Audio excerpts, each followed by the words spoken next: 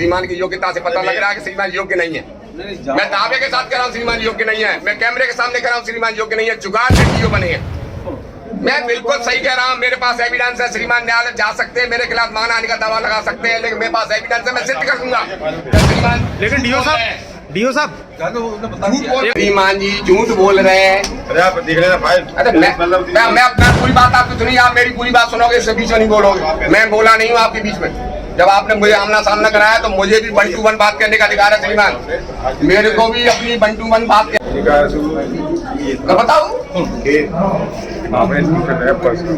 कहाँ पे?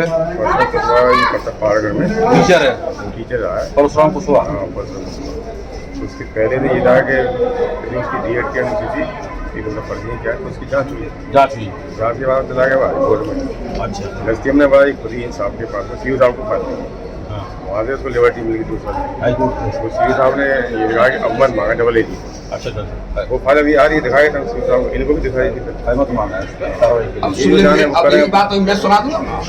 श्रीमान जी झूठ बोल रहे हैं। अरे आप देख लेना फाइल। अरे मैं अपना पूरी बात आपकी सुनी, आप मेरी पूरी बात सुनोगे, इससे बीच में नहीं बोलोगे। मैं बोला नहीं हूँ आपके बीच में। जब आपने मुझे आमना सामना कराया तो मुझे भी 1 to 1 बात करने का अधिकार है श्रीमान। मेरे को भी अपनी 1 to 1 बात कहने का अधिकार है श्रीमान।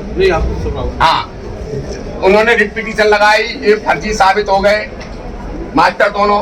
जांच जेडी साहब ने कर दी। इसके बाद आगे की निर्देशित कार्रवाई के लिए इनके लिए लिखा। इन्होंने उनको नोटिस दिया। नोटिस लेकर के वो हाई कोर्ट चले गए। उन्होंने रिट पिटीशन लगा दिया। रिट पिटीशन 17/8/2024 को समाप्त हो गई। ऑनलाइन देखती है, आप देख लो।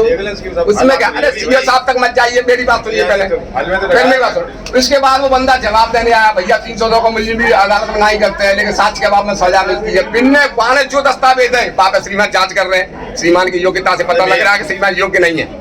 मैं दावे के साथ कह रहा हूँ श्रीमान योग्य नहीं है। मैं कैमरे के सामने कह रहा हूँ श्रीमान योग्य नहीं है। जुगाड़ से डीओ बने हैं। मैं बिल्कुल सही कह रहा हूँ। मेरे पास एविडेंस है। श्रीमान न्यायालय जा सकते हैं, मेरे खिलाफ मानहानि का दावा लगा सकते हैं, लेकिन मेरे पास एविडेंस है, मैं सिद्ध कर दूंगा। श्रीमान लेकिन डीओ साहब एक और सर मामला है कि जो लंबी जो भर्ती है भ्रष्टाचार की, जिसमें आज तक फिजिकल जो एविडेंस है सारी चीजें आ गई, खबरें भी छप गई, उसके बाद कार्रवाई क्यों नहीं हुई सर? काफी लंबी सारी खबरें छपी हैं। जो शिक्षक हैं, इनका जो इशू है, अभी इनके इशू की बात कर रहे हैं। मेरा श्रीमान इतना ये है कि सर का ये इशू है कि कोई भर्ती हुई, कोई स्कूल टीचर था और वो बता रहा है कि गलत डॉक्यूमेंट्स के आधार पर भर्ती हुआ था। ठीक, तो उसकी कोई फाइल हाईकोर्ट ने आदेश कर दिया है, उस पर अहमद जो है अधिवक्ता जी का मांगा गया है। सुनो, मैं पढ़ के सुना दूं, सभी सुन लेंगे, उनको पता चल जाएगा।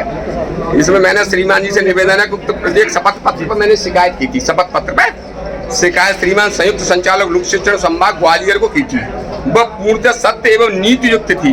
सहायक संयुक्त संचालक द्वारा जांच की गई, जांच सही पाई गई। अग्रिम कार्रवाई हेतु श्रीमान डीओ को निर्देशित किया था। डीओ महोदय द्वारा उक्त पत्र के संबंध में प्राथमिक शिक्षक श्री परशुराम कुशवाहा को 15 दिवस के अंदर प्रतिवाद प्रस्तुत करने के लिए निर्देश दिए थे।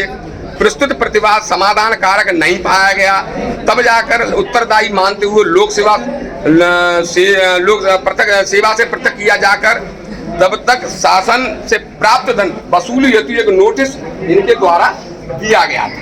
श्रीमान के द्वारा नोटिस दिया गया था। उक्त नोटिस को लेकर के वो हाईकोर्ट चला गया। हाईकोर्ट में वो 4 साल तक पिटीशन विचाराधीन पड़ी रही। मैंने फिर आग्रह किया, उसमें सुनवाई नहीं हो रही थी, क्योंकि ऑनलाइन दिखती है पिटीशन। तो फिर शीघ्र सुनवाई हेतु उसमें आवेदन लगाया गया। शीघ्र सुनवाई होने के बाद में 17/8/2024 को याचिका समाप्त हो गई।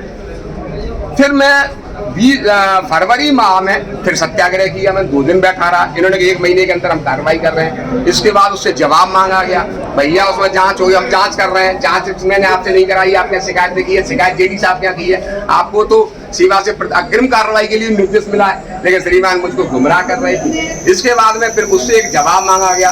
उसने उसी पिटीशन नंबर डाल के एक जवाब दे दिया कि साहब मुझको जो है अभिमत मांग रहे हैं और महानिदेशक से पूछा जा रहा है, अधिवक्ता से पूछे। मैंने भैया पिटीशन कहा जाएगी, कौन से पूछ रहे हो? ऑनलाइन दिख रही है, देख लो। कोई मैं अब कह रहा हूँ भाई नंबर पड़ा है पिटीशन का।